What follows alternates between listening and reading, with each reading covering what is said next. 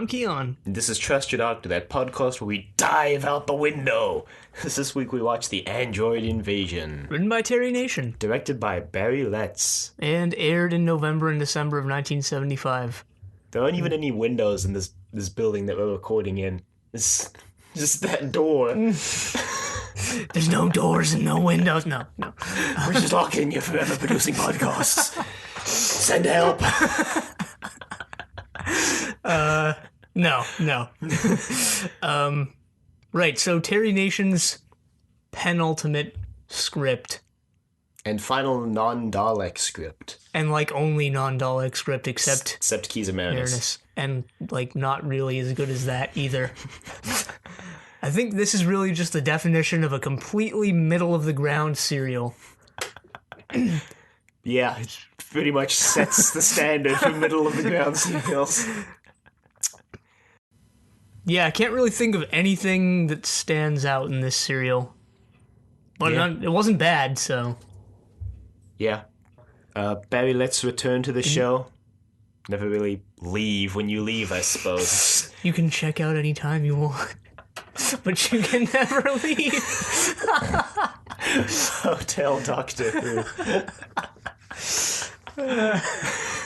Well, I mean, Ian Marter comes back too, so he's just trapped as well. Right, and I think he made comments about how he doesn't really understand why Harry Sullivan returned for this serial because there was really no point to his character, and, he was right. There really wasn't any point to Harry Sullivan coming back here. Right, so serial begins, there's some unit soldier kind of stumbling around through a forest, and then it cuts to the TARDIS materializing in the forest, unsurprisingly. Right, and the Doctor and Sarah jump out, and you're immediately greeted by their questionable choice in costume. Sarah's is more questionable than the Doctor. The Doctor's makes sense. I mean, he's worn a coat like that long before as the second Doctor. I guess. I mean, it's just a little different than what he's been wearing before, but who knows what was going on. Probably because it's gray. Yeah. But Sarah's is just, I don't know what she was thinking. Bright pink, like a cross between a skirt and pants. There's actually a name for it that I'm forgetting. Well, it's bell-bottoms, I believe. Yeah, probably that. And, also, Crayford was wearing bell-bottoms, too, which is a little strange. But anyway, yeah, at least her costume does play a part in the plot later on, so I guess there's that. Where is she finding all these costumes, now that I think about it? In the back of the TARDIS. They're Susan's, remember? I think we already established this. Well, what was it, last week, or Planet of Evil, she wore Victoria's costume, Victoria's dress that we never saw on screen. Do companions just leave costumes, in the TARDIS? They just leave their stuff on the TARDIS. Like an ever-growing wardrobe. Right, but the guy staggering through the woods is being pursued by these guys who look like a cross between astronauts and fencers. With auton handguns. Actual handguns. Not hand... Their hands open up to shoot bullets out of their fingers. Yes, and, he's managing to avoid that for the time being. Yeah. And then the pursuers stumble across the Doctor and Sarah and start shooting at them, so... Of course, they start running away. Yep. Through the woods, and this is sort of a little prolonged scene, I thought. Yeah, I guess. kind of. Not overly so, but, They run through the woods, run into this black sarcophagus thing. Well, it wasn't exactly a sarcophagus. Maybe we still have Egypt on the brain from last time. It was more of just It was more of just like a casket, I guess. And something like that. The Doctor mentions that it looks familiar, but he doesn't know from where. Yeah, and then they see the unit soldier dive dramatically off a cliff in slow motion. I might add. By slow motion, I mean they took 30 frame per second footage and slowed it down. So now it's running at 15 frames per second.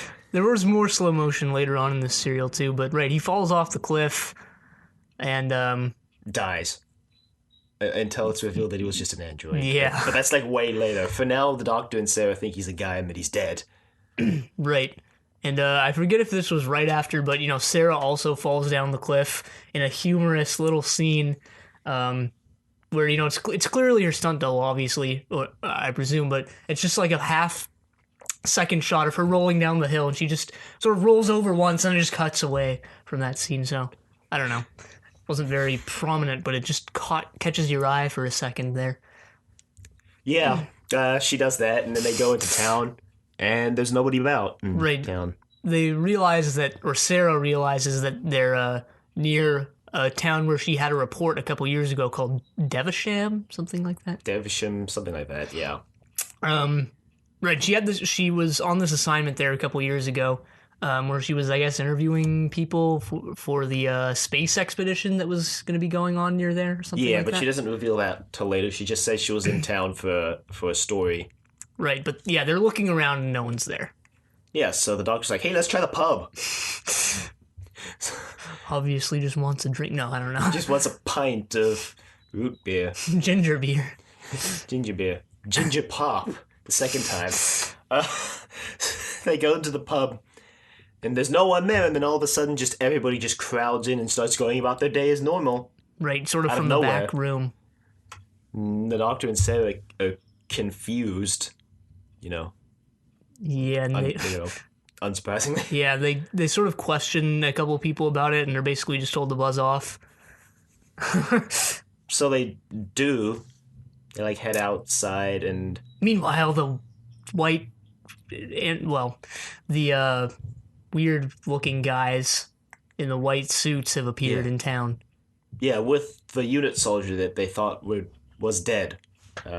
Off the cliff. Right. So they think that's pretty suspicious. And they also think They also think it's suspicious that they're working with UNIT, the white guys, that is, and then they shot at the doctor and Sarah. Right, and we neglected to mention that when they thought the UNIT soldier was dead before, they pulled his wallet out, clearly wanting to just make a quick buck. No.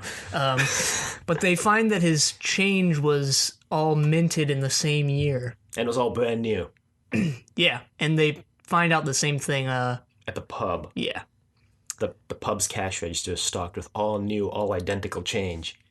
Yeah, so that's, of course, a little bit sketchy. A little bit. That's majorly sketchy. I think they split up now. I can't remember what Sarah does, but she probably just hangs out somewhere while the doctor goes to find Brigadier Lethbridge Stewart. Right, he heads off to unit... Forward operating base or something. Yeah, I think they were set up at the space station nearby. So, he goes into the Brig's room, and the Brig isn't there.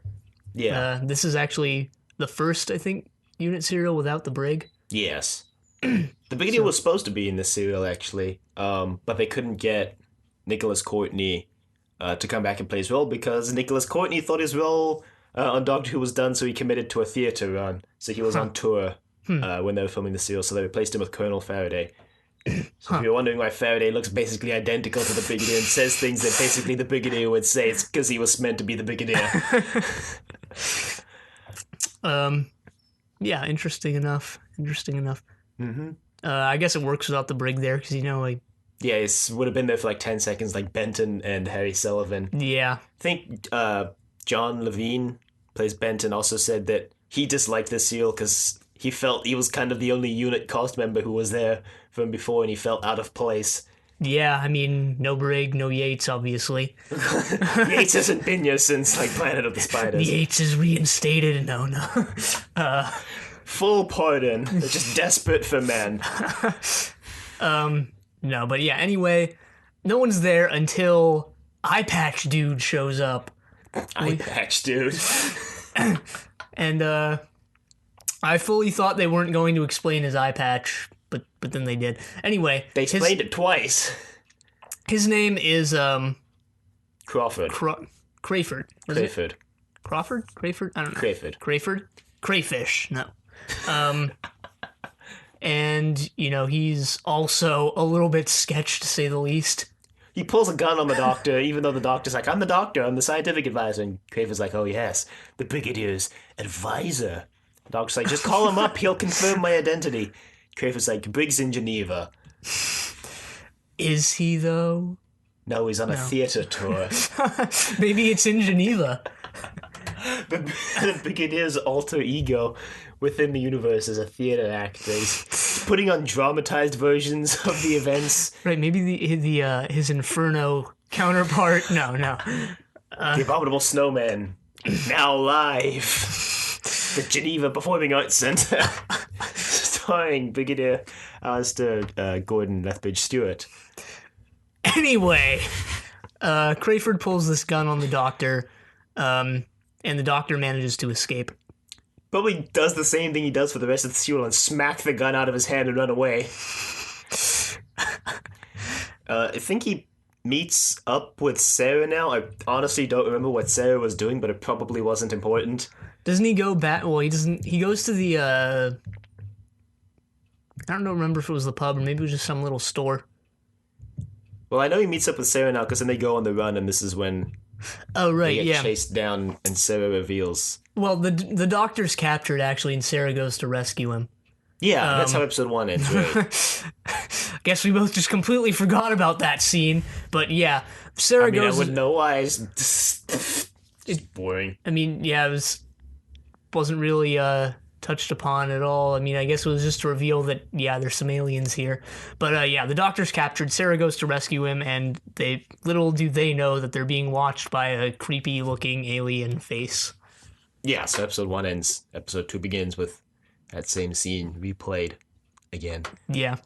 Then they escape. War Games level of backtracking, but yeah, they escape. They go on the run through the woods, and Unit is pursuing them with dogs. So the doctor takes off a couple items of clothing from himself and Sarah.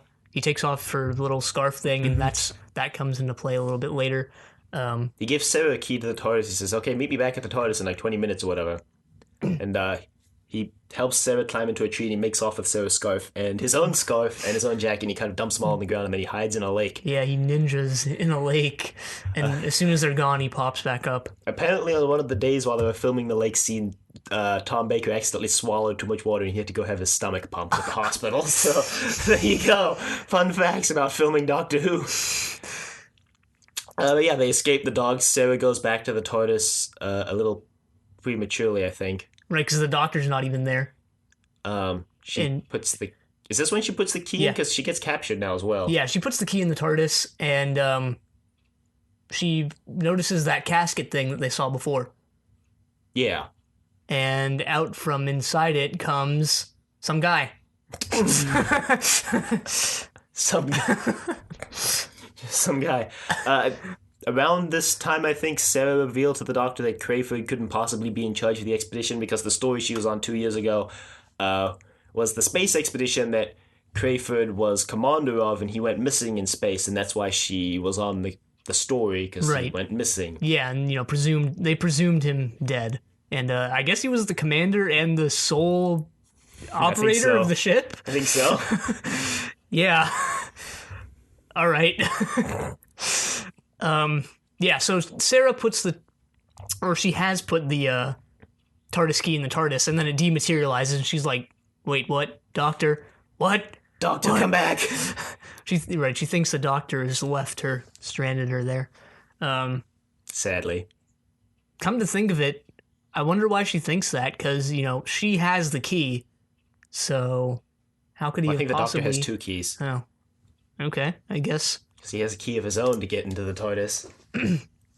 Well, I would assume he wouldn't just give Sarah the only key to the TARDIS, because what if she loses it or gets captured? Now the doctor's kind of SOL.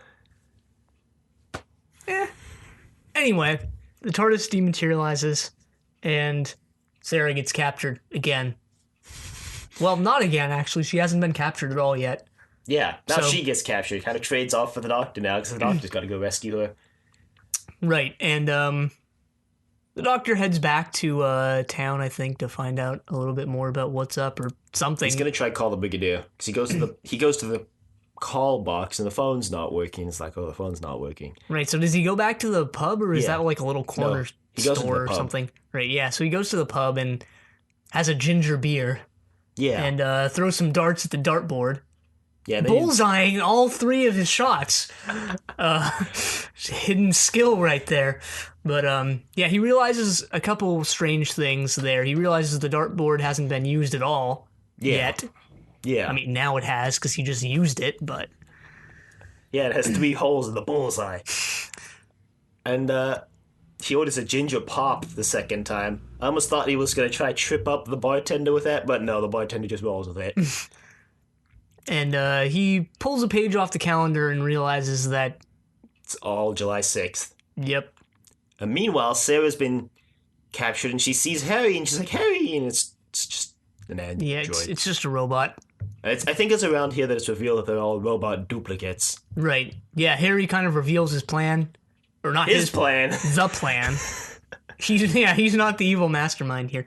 No, he reveals the plan for some reason. I don't know why, but he does. Well, because I think he reveals that they're gonna take a copy of Sarah's brain print and learn everything about her so that they can make an android duplicate of her as well. Yeah, so I mean this isn't the whole story, but yeah, here you learn that they're all androids. Yeah. So they do that. They create the Sarah duplicate. Yeah, but you don't find that out till later. Well, I mean, they do take her brain pins and she screams, ah! Because apparently it's painful. Crayford says later that it's pretty painful. Right, but the doctor... Well, the phone rings in the pub and it's Sarah. Somehow. Right, and... It's pretty obvious it's a trap. Yeah, and I mean, I think the doctor realizes it as soon as she calls. I think if you didn't, then... it did play into a pretty good reveal in like a couple minutes. Which we'll get to in a sec. Yeah, well, semi-good. There were a couple of interesting plot twists in this serial, but... So, Sarah's called up. It's like, hey, my home dog, doctor, I'm hiding in a corner store. I escaped. So they left me without a guard, and I escaped when they weren't looking because they didn't think I needed a guard. And the dog's like, okay, where are you? And she's like, in a corner store. You can just come out the back of the pub. Right, and that's a pretty suspicious story, but that actually does happen later in this serial. Right, interestingly. So, maybe the androids are psychic. No, I don't know. Well, I mean, the copies of the humans, so... Well, I mean, the android Sarah couldn't possibly have known that was about to happen, like, next episode. But anyway, the doctor heads off to this store where Sarah supposedly is, and, the android Sarah comes out. Yeah, although it still hasn't been officially revealed that it's the android. Right, the viewer doesn't technically know one way or the other, but it's pretty obvious. She explains the plan to the doctor, how the Kralls, that's the alien force that we've been seeing, which we didn't actually mention, but you kind of see interspersed scenes with these two Kralls, Stigron and Chidaki. Mm-hmm. They're sort of discussing the plan with the androids, which is basically to create a bunch of androids that look like humans and invade Earth. Yeah. That's pretty much it. I don't know why Sarah tells the doctor the plan, actually, now. I guess it's to try and establish that she's the real Sarah, not the android Sarah. Well, it doesn't really work, because they go to the TARDIS, or where the TARDIS is supposed to be. And it's not there, obviously. Yeah, Sarah's like, oh yeah, the TARDIS left, and the doctor says, oh yeah, when you put the key in, it must have disabled the time breaks, or whatever he says. Some explanation as to how it left without him. So it's set back on its original course, to Earth. She's like, what? And he's like, this isn't Earth. I'm like, whoa! And he's like, oh yeah, you're not the real Sarah either. The real Sarah doesn't have a scarf on. See, I'm holding her scarf right here. And she's like, you know too much, doctor. So then she tries to kill the doctor. And... fails. Yeah, I think the doctor slaps the gun out of her hand again and she falls over and dies. Yeah, her faceplate comes off. And it's revealed that she's an android, of course. This is into episode 3. Episode 2 ends with the, you're gonna die now, doctor. Right. And I didn't see it coming that it wasn't Earth. Yeah. No, neither did I. But it does at least explain how the TARDIS disappeared. Yeah. So, episode 3 starts with, what does it even start with? The doctor running off some more. And then the actual Sarah escaping just as the doctor gets captured again. He gets tied to the pole in the middle of the village. Yeah, and Stigron, I think, places a bomb at his feet. Yeah, the bomb's going to vaporize the entire town, I think. Right, because the whole town is a fake. Yeah, the entire purpose of the fake town and woods that they crafted was to test their androids' invasion capabilities. Yeah. So they just blew ridiculous amounts of money constructing this. No, I don't know. Who says they have money? Who knows what the Krall economy is like? Hey, when you're desperate, desperate times call for desperate measures. Right, but they pretty accurately reconstruct Earth there. So, right, they're about to just blow it all up because they don't need it anymore because they're about to go invade the actual Earth. So they take this opportunity to kill the Doctor along with their town. Yeah, and Stigron says, okay, this has a 3-minute timer. And the very next scene, Sarah pops her head up behind the building. It's like, Doctor, let's go. And then it's like, 60 seconds remain. What? Right, so Sarah uses the sonic screwdriver to cut through fake ivy. Yeah, because they tried to use a knife that was in the Doctor's pocket for some reason. I feel like that's a really unsafe way to carry a knife. But anyway, it doesn't work because it's fake ivy, not real ivy. So they use the sonic screwdriver to burn through it, I guess. Yeah, and it works. And they, I guess, make it out of the blast radius or something. Yeah, because Sarah remembers how to get back into the ship, so she takes the Doctor back there, and they make it to the ship and then get immediately captured on the ship. Right. This is the Krall invasion ship that's heading to Earth, by the way. Right. Right, and they're placed in this holding room, I guess. Yeah, Stigron wants to just, shoot them. And Crayford is like, no, they could be of some use to us, you know? You said no killing, Stigron, that's the deal. It's now revealed that I think Crayford is the only one on that planet who wasn't an android. Right, Crayford is actually human, and his whole story was, he was left for dead on his expedition a couple years ago, and the Kralls rescued him, and fixed up his eye, I guess. They reconstructed his whole body, I think they said, but they couldn't find the one eye. That's why he's wearing an eye patch. Yeah, so he's wearing this eye patch. And now he's super grateful to the Kralls for doing that and super hateful towards Earth for abandoning him. So he's helping the Kralls take over. Well, he believes that the Kralls are going to share the Earth with the humans, and they're going to take the northern hemisphere, and the humans will take the southern hemisphere. So, he's not totally unjustified, I suppose. Right, and Stigron has promised that he's not going to kill any, or the Kralls aren't going to kill anyone. But we find out immediately after that they are. Yeah, they're working with this virus that they've created, and Stigron is being super dramatic about Harry taking the virus. Like, no, don't bring that to me. Put a drop in that water.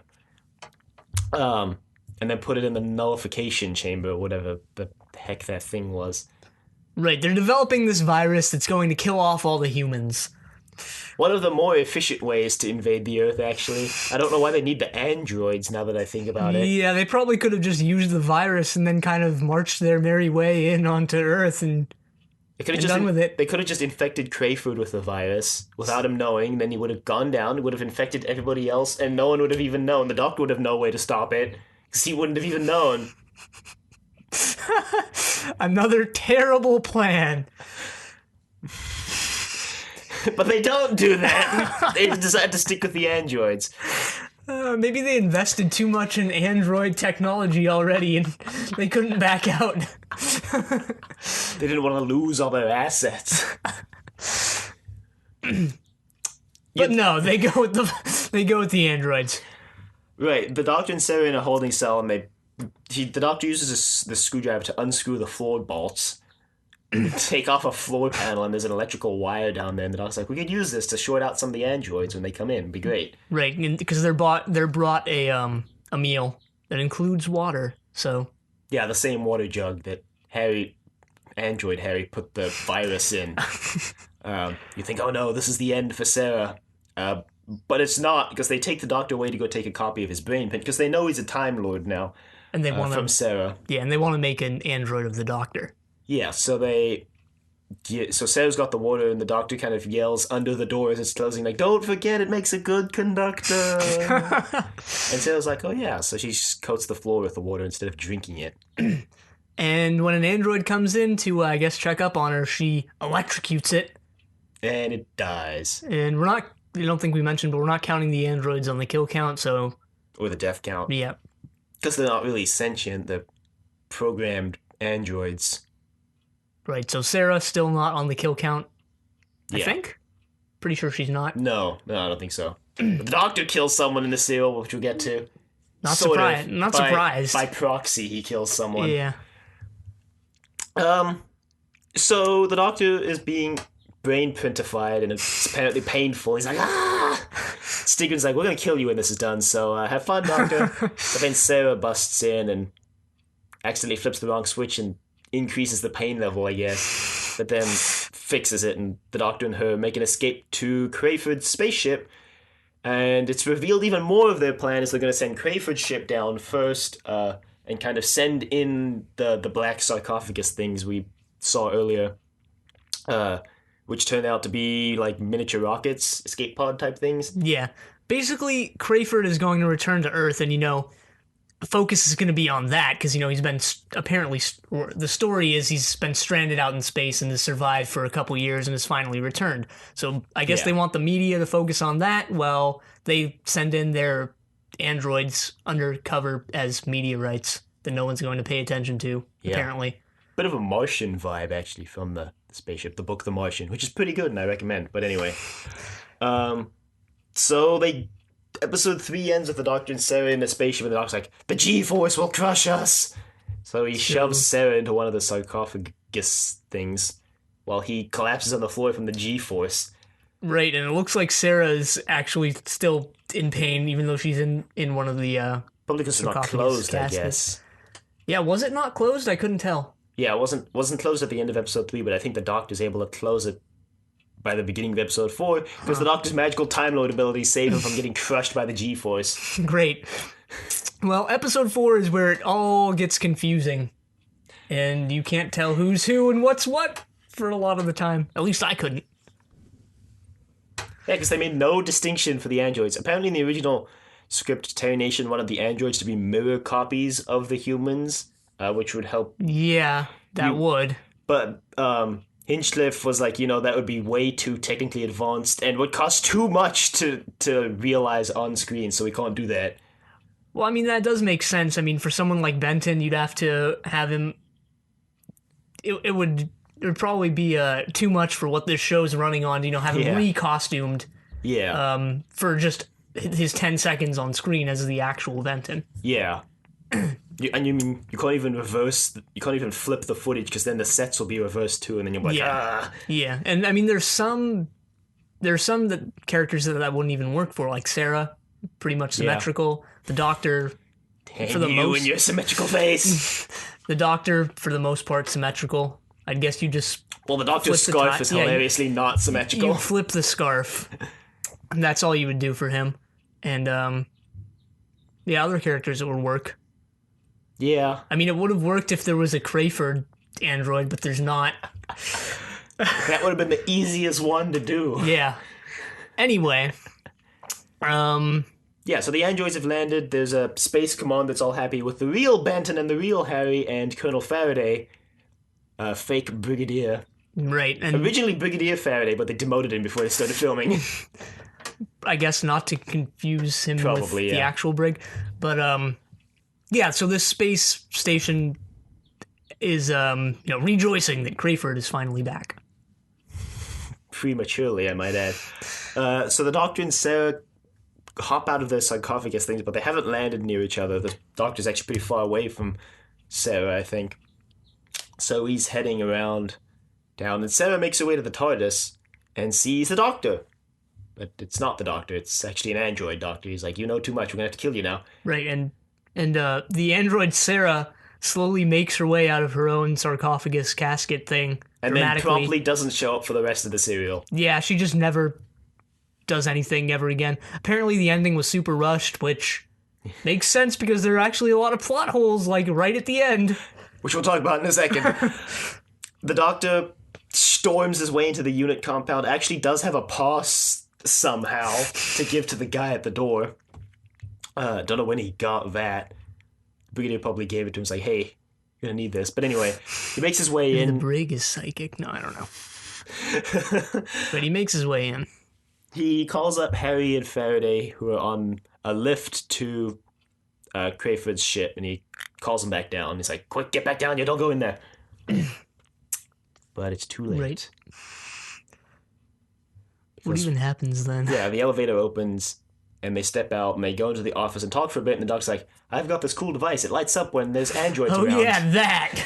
And then convenient. He pulls it out with Harry and Faraday in the room, because Faraday doesn't believe him. He's like, it lights up when there's androids. He pulls it out, and it lights up, and was like, oh, this is awkward. They're all androids, and he just dives out the window. Yeah, because the door opens, and then the android Doctor's like, oh, you found it a bit too early, Doctor. I was hoping I wouldn't have to shoot anybody yet. And the doctor slams the door and knocks the gun out of the doctor's hand. For the third time in the series, he just slaps the gun out of someone's hand. And then he dives out the window. When you can use your bare hands? No, I don't know. Don't bring bare hands to a gun. Unless you're the doctor. He dives out the window. Pretty dramatically. Right, and reconvenes with Sarah. The actual Sarah. Or so we assume. Maybe. Could just be the robot Sarah for the rest of her travels. Yeah, maybe.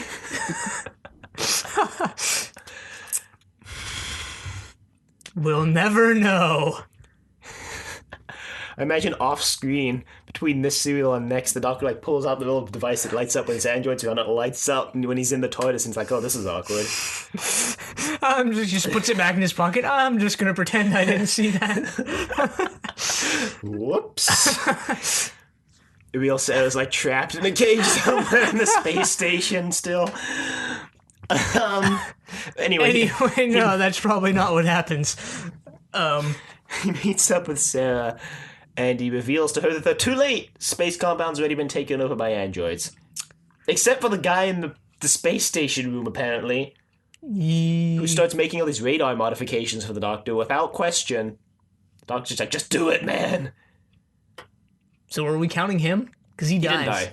He didn't die? He gets shot, but when the battle's over, the doctor says, "Are you okay?" And he's like, "Yeah, I think I'll be okay." I don't remember that somehow. Anyway. He's not an android, somehow, I guess. They just replaced everyone except him. Okay, well. Their plan was poorly thought out to begin with, so whatever. It was pretty well thought out till they revealed that they had a virus and they intended to use the androids to spread the virus. And was like, couldn't you just use any other method? You could literally just shove it on a crop duster plane and coat the village in it. But anyway. No, they don't do that. Anyway, the doctor makes his way back into the compound pretending to be the android doctor. Yeah, he says something like, "Do you really think it's me, man? Didn't you hear the announcement? The doctor's at large on the compound. Why would I be here?" And android Benton, because the real Benton got knocked out about 10 seconds after he came on screen. Right. And we actually never see the real Benton again. Yeah, this is his last appearance on the show. His final appearance is getting knocked out, replaced by an android. Guess he went out with a bang. Yeah. Actually, now come to think about it, we might not even ever see the real Harry. Because actually we do, right at the end in the rocket. Yeah. So the doctor's like, "Hey, Sarah, stay here." Sarah doesn't stay there, unsurprisingly, and she goes into the rocket. Then the android doctor comes into the compound and says the exact same thing as the real doctor, and Benton's like, "Wait, but..." And then he shoots him, and then the android doctor's satisfied. Benton's android Benton ruining the entire plan. He's like, but he just came through here. The android doctor's like, "Where did he go?" And goes to the control command center. Right, where the real doctor has confronted Crayford. Well, Crayford shows up when the android doctor shows up. The doctor says to the guy doing the radar stuff, and he's like, "Hey, are you done?" He's like, "Yeah, just finished. You flip the switch and all the androids will be jammed." And then Crayford shows up right as the android doctor shows up. And the doctor's like, "You've been brainwashed, Crayford. You don't even need that eye patch. You're not missing an eye. Just look in the mirror and see." Crayford's like, "What?" And he goes over to the mirror and pulls off the eye patch dramatically, and he does have his eye. Right, and I don't know, I thought this was kind of an interesting plot twist, but it's sort of... I don't know, it's sort of hard to believe that he didn't know that his eye was still there. Did he not take off the patch? Did he not realize that he could still blink? I mean, Crayford, come on. Well, maybe he can still blink, but you can still blink without the eye there, right? Maybe if they don't remove your eyelids, I guess. I guess. I'm not an optometrist. Or an I don't know. What's study of the eyes? Ophthalmology. I don't know. But the point still stands. Did he not even take off the eye patch? Did he just take what Chidaki and Stigron said at face value without questioning anything? I mean, come on, Crayford. Well, he's been brainwashed. Well, was he actually brainwashed, or was the doctor just using that as a figure I think he was actually brainwashed. Speech saying, oh yeah, Chidaki and Stigron have convinced you? He was actually brainwashed, especially because they took his brain pin again, halfway through the serial. Okay, maybe he was actually brainwashed. But anyway, he's upset that Stigron would betray him and wipe out everyone on Earth, so he storms back into his rocket. Right, because the Doctor tells him about the virus.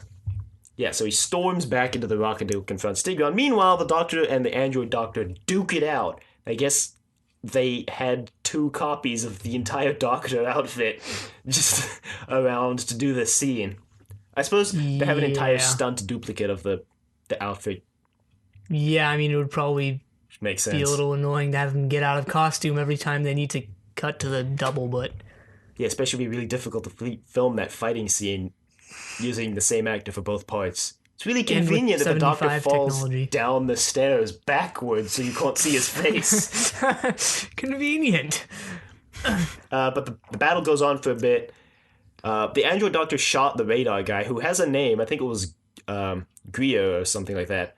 It doesn't really matter.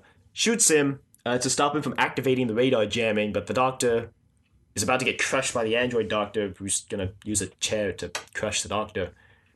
The Doctor reaches up and flips the switch just as androids Harry and android Faraday bust through the door. And there's a freeze frame. It's like slow-mo into freeze frame.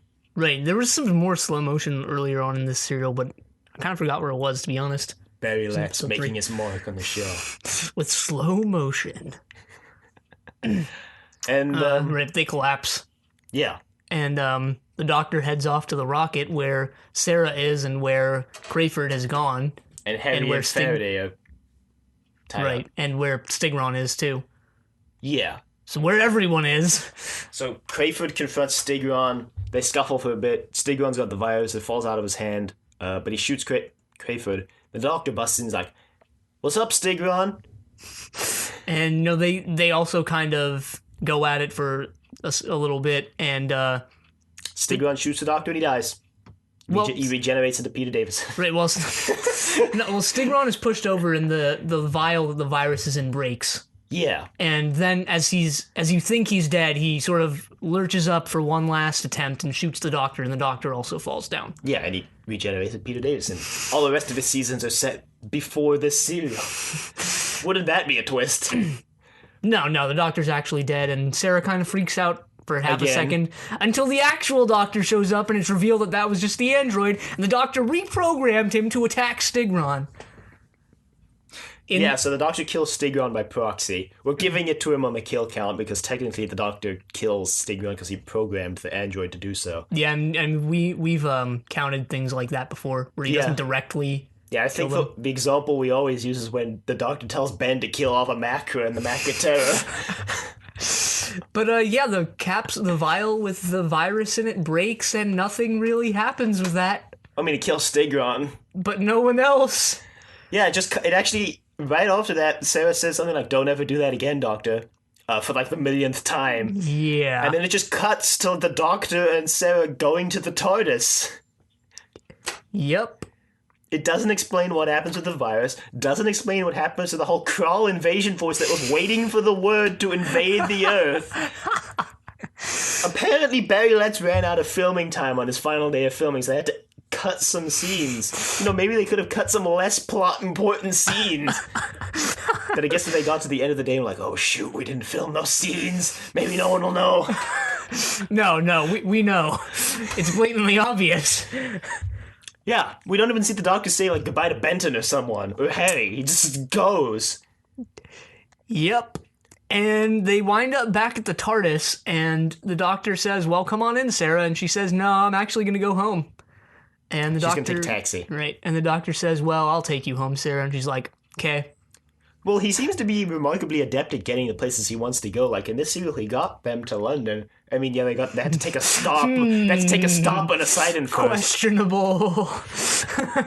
But yeah, I guess they got back there. Like, every time between, Terror of the Zygons and now, every adventure they've had has been due to something buggering up the TARDIS navigation. Yeah, I mean, he can control it now, and he said he can, and, he actually can. He wasn't kidding, but... So does she leave next week? Probably unlikely. I doubt they'd write her out in the serial right before the final serial of the season. Yeah, I think they might write her out, in the season finale.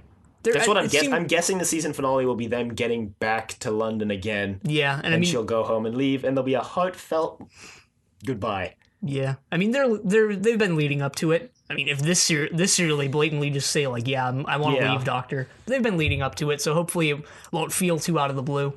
They've been leading up to it more than basically any other companion except Susan.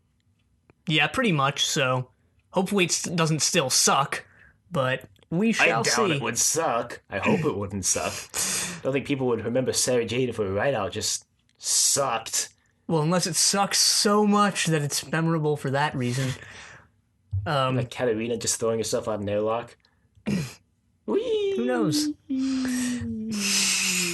Yeah, I'm sure she had a fun ride doing that. But, right. Well, she got more of a eulogy from the Doctor than Dodo did. Yeah, well, Dodo didn't sacrifice herself for a noble Dodo didn't say goodbye. She sent message through Ben and Polly. Anyway, the serial ends with them dematerializing.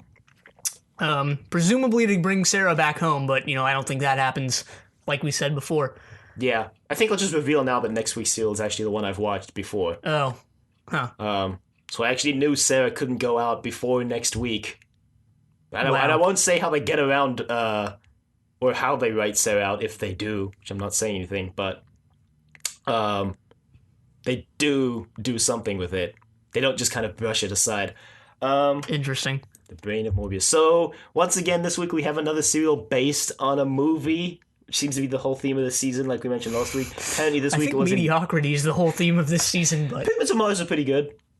I mean, you wouldn't know. Yeah, well, I was, asleep, so... but yeah, apparently this week it was a movie called Invasion of the Body Snatchers, which I haven't seen, but I've heard of. I guess it's a pretty famous film. The name is pretty well known, at least. I don't think I've heard of it, actually, but yeah. Well, I mean, other than that, it was just a really, really middle-of-the-line serial. Right.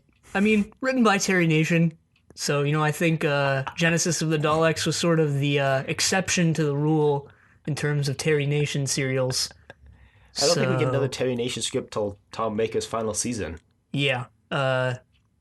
Destiny of the Daleks, I think another it's Dalek called. serial. Yeah, not surprised. Doesn't really come as a shock, and it shouldn't. So when you create something that successful, you go on to redo it again and again and again. And run it into the ground. Well, Genesis was a breath of fresh air there, but yeah, here we just get another... Not boring. I don't want to say boring, because... I know, I was interested, but... The plot twists kept it going. I guess. Yeah, that's all. Email us at thedoctor@decorative.com. Questions, comments? We go out with a fizzle on this show, not with a bang. Questions, comments, concerns, angry rants, love letters, schematics for Android duplicates of us. Maybe we have some hardcore engineers that listen to this show.